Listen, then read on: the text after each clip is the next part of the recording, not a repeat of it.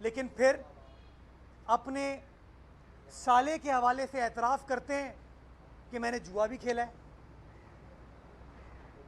ये कैसे हो सकता है? मतलब कैसे मुल्क चल सकता है अगर लोग अपनी ज़ात के लिए एक उसूल रखेंगे, अपने रिश्तेदारों के लिए एक उसूल रखेंगे, अपने दोस्त यार के लिए एक उसूल रखेंगे और दूसरे के लिए दूसरा उसूल रखेंगे। बड़े दुख के साथ कहना पड़ता है, बड़े अफसोस के साथ कहना पड़ता है कि अगर 2013 में इमरान खान साहब इलेक्शन हार जाते हैं तो 35 पंचर लगते हैं, धरने होते हैं, इलेक्शन कमीशन खराब है, इदारे खराब हैं, इदारे मुतनाज़ा हैं। 2018 में इलेक्शन जीत जाते हैं तो इदारे भी अच्छे हैं, इलेक्शन कमीशन ऑफ पाकिस्तान भी अच्छा है। 2014 में फॉरेन फंडिंग का केस स्टार्ट होता है, इलेक्शन कमीशन कार्रवाई नहीं करता, सुस्त रवि का शिकार है, तो इलेक्शन कमीशन ऑफ पाकिस्तान अच्छा है। लेकिन अगर election commission of Pakistan foreign funding case को सुनना शुरू कर देता है, उस फैसले को रिजर्व कर लेता है, तो इलेक्शन कमीशन ऑफ पाकिस्तान बुरा है। अगर 35 पंक्चर के केस में इलेक्शन ट्राइब्यूनल, मुअज़्ज़िज़ अदालतें आपके हक में फैसला नहीं देती हैं तो वो खराब है।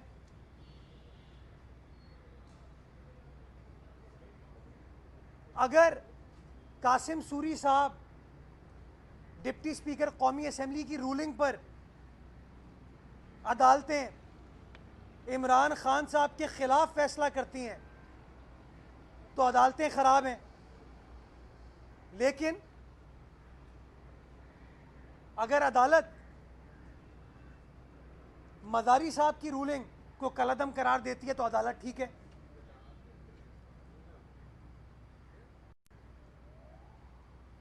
दूसरों के ऊपर इल्ज़ाम लगाओ, तोहमतें लगाओ और कहो उसको अंदर कर दो, और जब खुद के ऊपर इल्ज़ाम लगे तो कहो कि मेरे साथ ज़्यादती हो रही है। दूसरे के ऊपर इल्ज़ाम लगाते हो फॉरेन फंडिंग का, दूसरे के ऊपर इल्ज़ाम लगाते हो कि बैरूनी साजिश का हिस्सा हैं, और जब शवाहिद कोई देखता है, कागजात कोई देखता है, एविडेंस कोई देखता है, तो पता चलता है कि वो जो इल्ज़ाम लगा रहा था, वो जो तोहमत लगा रहा था, जो बोहतान लगा रहा था, वो खुद बैरूनी मुमालिक के फॉरेन नेशनल से पैसे ले रहा है, बैरूनी कंपनी से पैसे ले रहा है। लेकिन हाँ, कहता क्या है? Absolutely not. अमेरिका खुद जाता है, डोनाल्ड ट्रंप के साथ तस्वीर खिंचवाता है तो अमेरिका ठीक है। आईएमएफ के साथ खुद डील करता है तो आईएमएफ ठीक है। आईएमएफ के साथ डील करके, कमिट करके उस डील को वायलेट करता है तो आईएमएफ गलत है। खुदारा हमें जिम्मेदारी से बात करनी चाहिए। हमें सोचना चाहिए कि हम बात क्या कर रहे हैं। मुझे अफसोस होता है जब कल पाकिस्तान के एक अहम आईनी इदारे इलेक्शन कमीशन ऑफ पाकिस्तान को सियासी जमात का झेली इदारा पीटीआई ने करार दिया। मैं समझता हूँ इलेक्शन एक्ट 2017 में कंटेम्प्ट की पावर है इलेक्शन कमीशन ऑफ पाकिस्तान के पास, और मैं समझता हूँ इस तरह की धमकी आमेज रवैया, इल्ज़ामात पर मबनी रवैया इस मुल्क में नहीं चल सकता। हमें इस रविश को रिजेक्ट करना होगा। ये नहीं हो सकता कि इनकी ज़ात के लिए एक उसूल हो और दूसरे के लिए दूसरा उसूल हो। आसिफ जरदारी साहब के ऊपर इल्ज़ाम था, गिरफ्तार कर लिया गया। फरियाल तालपुर साहिबा के ऊपर इल्ज़ाम लगाया गया, गिरफ्तार कर लिया गया। शहबाज शरीफ साहब के ऊपर इल्ज़ाम लगाया गया, गिरफ्तार कर लिया गया। आगा सिराज दुरानी साहब के ऊपर इल्ज़ाम लगाया गया, गिरफ्तार कर लिया गया। लेकिन जब इनसे ताल्लुक़ रखने वाले किसी शख्स के ऊपर इल्ज़ाम लगता है या बैरूनी अदालत कोई फैसला कर देती है तो कहते हैं थोड़ी सी मनी लॉन्ड्रिंग की है, थोड़ी सी मनी लॉन्ड्रिंग, थोड़ा सा जुआ। और हैरत है कि तमाम गलत बयानियां करके, तमाम इखलाकी बेंचमार्क को वायलेट करने के बाद ये फिर आके कहते हैं कि हमने कोई गलत काम नहीं किया। ये नहीं हो सकता खान साहब कि अगर इलेक्शन कमीशन ऑफ पाकिस्तान 2018 के इलेक्शन करा के जिसमें आप जीत जाएं तो इलेक्शन कमीशन ऑफ पाकिस्तान बिल्कुल ठीक है। ये नहीं हो सकता कि election commission of Pakistan Punjab में 20 सीटों के ऊपर बाई इलेक्शन कराए जिसमें से 15 सीटों पर आप जीत जाएं तो इलेक्शन कमीशन ठीक है, गैर जानिबदार है। लेकिन अगर वो आपकी ज़ात से मुताल्लिक, आपकी सियासी जमात ने जो गलत बयानियाँ की हैं, फ़ौरन फंडिंग ली है, कानून शिकनी की है, उसके खिलाफ फैसला करे तो इलेक्शन कमीशन जानिबदार है।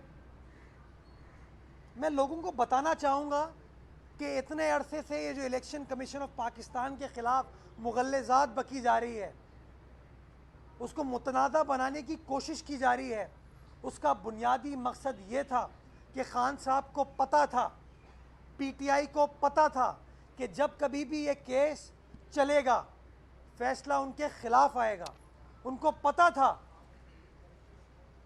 कि उनकी सियासी जमात ने, उनके लोगों ने गलत बयानियाँ की हुई हैं, गलत काम किए हुए हैं, पाकिस्तान के कवानीन को वायलेट किया हुआ है, आइन को वायलेट किया हुआ है।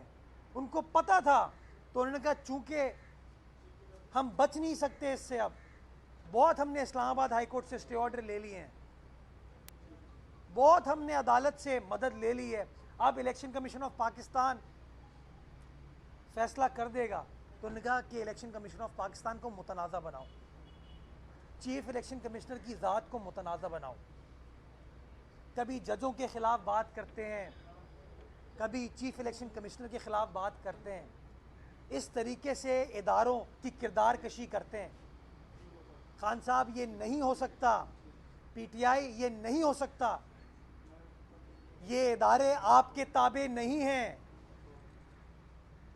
ये इदारे आइन व कानून के ताबे हैं, ये इदारे पाकिस्तान की जमहूरियत के ताबे हैं, पाकिस्तान की 22 करोड़ अवाम पाकिस्तान के जमहूर के ताबे हैं, आपकी ज़ात के ताबे नहीं हैं। आपको समझना पड़ेगा ये इमरान खान प्राइवेट लिमिटेड नहीं है पाकिस्तान, ये 22 करोड़ अवाम का पाकिस्तान है। और ये नहीं हो सकता कि हम दो पाकिस्तान बनाएं, एक आपके लिए, एक आपके दोस्तों के लिए, एक आपके साथियों के लिए, एक आपकी सियासी जमात के लिए और दूसरा पाकिस्तान हम तमाम लोगों के लिए। ये तफरीक की पॉलिसी ख़त्म करनी होगी, ये इल्ज़ाम तराशी की चीज़ें ख़त्म करनी होगी। इस मुल्क को सबसे ज़्यादा नुकसान इन इल्ज़ामात ने लगाया है।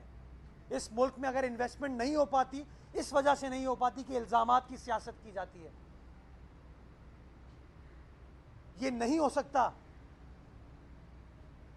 हमें पाकिस्तान तहरीक इमरान को रिजेक्ट करना होगा। ये नहीं हो सकता कि इमरान खान की ज़ात के लिए तहरीक चलाई जाए और 22 करोड़ अवाम के मुकदमे को सरेंडर कर दिया जाए। ताकत का सरचश्मा अवाम है, ताकत का सरचश्मा पाकिस्तान का आइन है, कानून है। ये नहीं हो सकता कि जो अच्छा लगे आपको वो ठीक है, जो बुरा लगे वो ख़राब है। ये नहीं हो सकता कि चित में जीता पट तू हारा। ये नहीं हो सकता heads I win tells you lose. हमें बैलेंसिंग एक्ट करने की ज़रूरत नहीं है, हमें आइन और कानून के मुताबिक चलने की ज़रूरत है। और मैं समझता हूँ कि वक्त आ गया है कि हम आइन, कानून, जमहूरियत, इसको स्ट्रेंथन करते हुए चीज़ों को ब्लैक एंड वाइट अंदाज से आगे लेकर चल सकें। और जहाँ मैंने ब्लैक एंड वाइट कहा है, मैं ये कहना चाहूँगा ब्लैक मेलिंग ख़त्म करनी चाहिए हमको। We reject blackmailing. आखिरी चीज़ मैंने कल भी कहा, मैं दोहरा दूँ इस बात को कि इलेक्शन कमीशन ऑफ पाकिस्तान ने 2 अहम फैसले किए हैं कल। एक फैसला पाकिस्तान तहरीके इंसाफ के हवाले से कि पाकिस्तान तहरीके इंसाफ ने ममनुआ फंडिंग ली है, प्रोहिबिटेड फंडिंग ली है, जो कि कानून शिकनी के ज़िम्मे में आता है। मिलियंस ऑफ डॉलर्स इन्होंने लिए हैं। और दूसरा इल्ज़ाम इमरान खान साहब की ज़ात से रिलेटेड है कि बतौर चेयरमैन पाकिस्तान तहरीक इंसाफ इमरान खान साहब ने 5 साल तक 2008 से लेकर 2013 तक जो गोशवारे जमा कराए हैं, जो फॉर्म्स जमा कराए हैं इलेक्शन कमीशन ऑफ पाकिस्तान के सामने, वो ग्रॉसली इनकरेक्ट हैं, वो बेबुनियाद हैं। गलती एक बार होती है, गलती 2 बार होती है। अगर गलती बार बार हो तो वो गलती नहीं है, वो आदत है, वो झूठ बोलने की आदत है, वो गलत बयानी की आदत है, वो फ्रॉड करने की आदत है।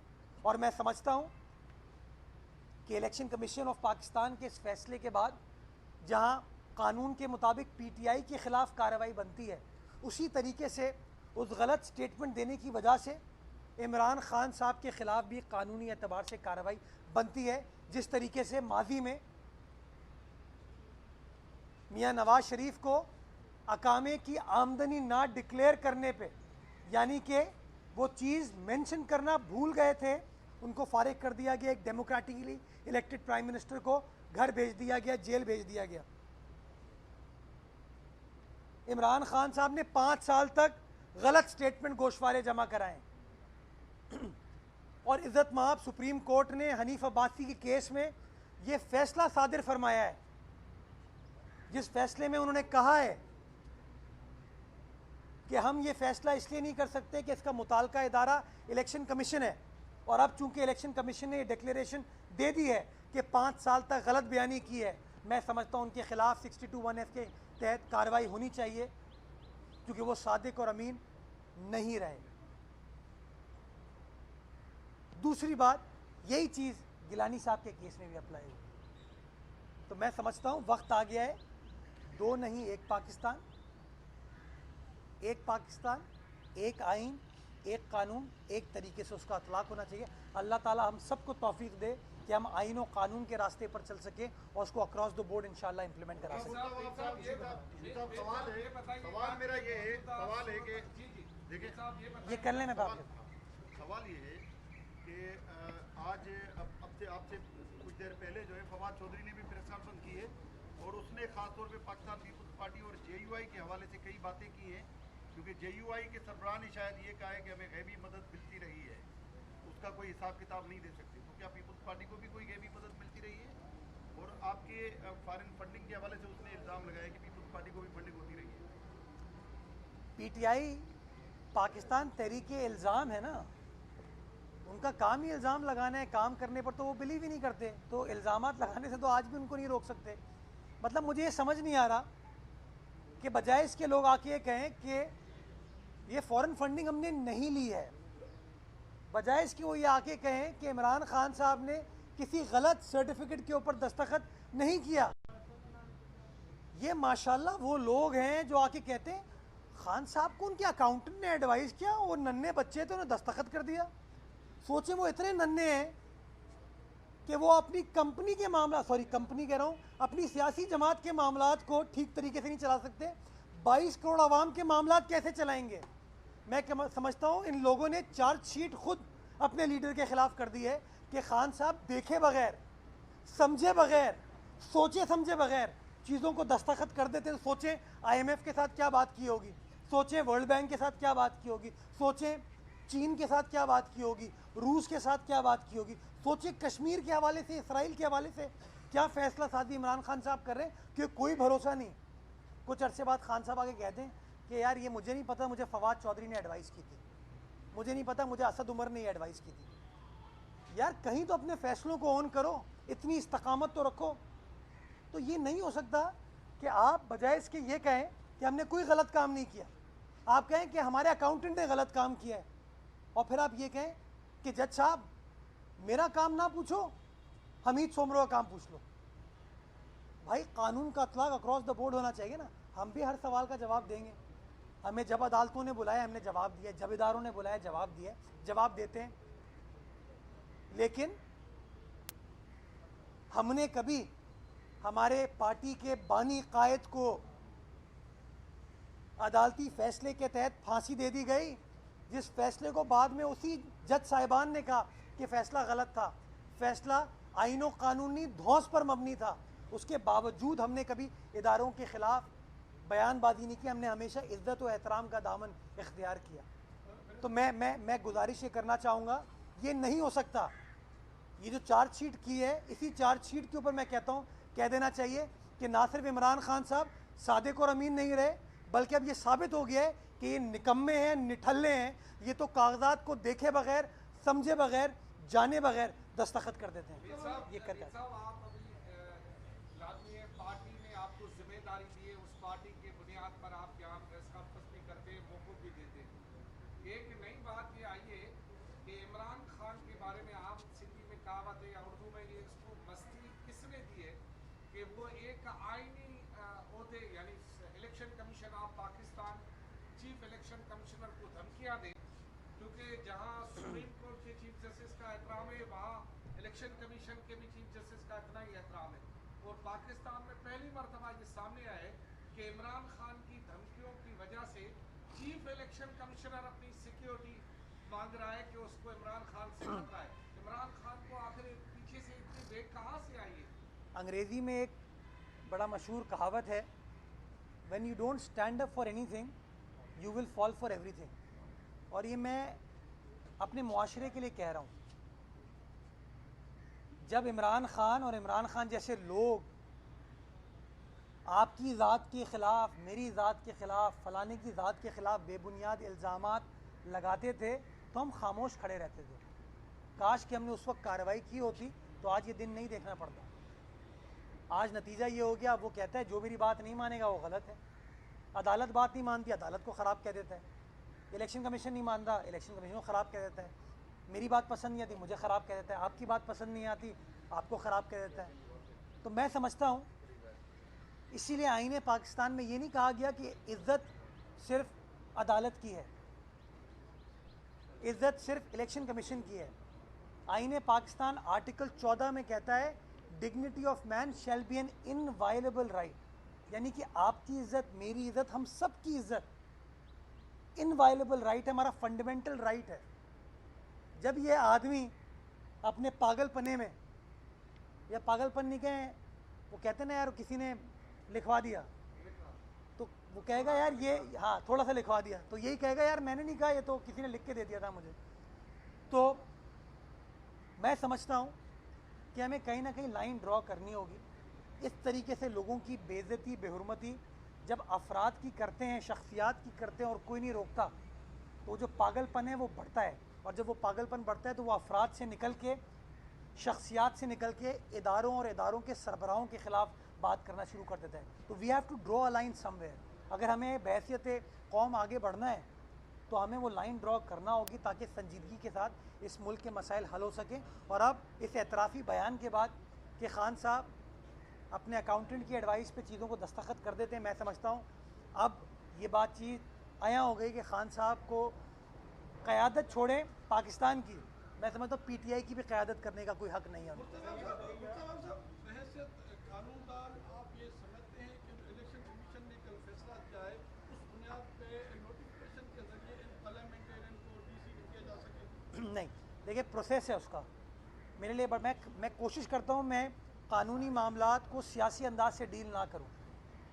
आईनी कानूनी एतबार से PTI बहैसियत सियासी जमात अभी एग्जिस्ट करती है, उसके ऊपर बैन नहीं लगा, और बैन तब लगेगा जब मामला सुप्रीम कोर्ट तक पहुंचेगा, और उसका रूट है कि इलेक्शन कमीशन फेडरल गवर्नमेंट से सुप्रीम कोर्ट। तो ये अभी प्रोसेस होना बाकी है। जब वो प्रोसेस हो जाएगा उसके बाद वो कानूनी पेचीदगियों के ऊपर बातचीत की जाएगी। जहाँ तक इमरान खान की ज़ात के हवाले से फ़ैसला है, तो वो तो मैं समझता हूँ 62(1)(f) का तलाक जिस तरह मियाँ नवाज शरीफ के ऊपर हो गया, जिस तरह यूसुफ रज़ा गिलानी के ऊपर हो गया, उसी तरीके से अब खान साहब के ऊपर भी होने की ज़रूरत है। असद उमर ने अपनी प्रेस कॉन्फ्रेंस में कहा कि पीटीआई को बैन करने की हिम्मत तो ईसीपी में भी नहीं रही।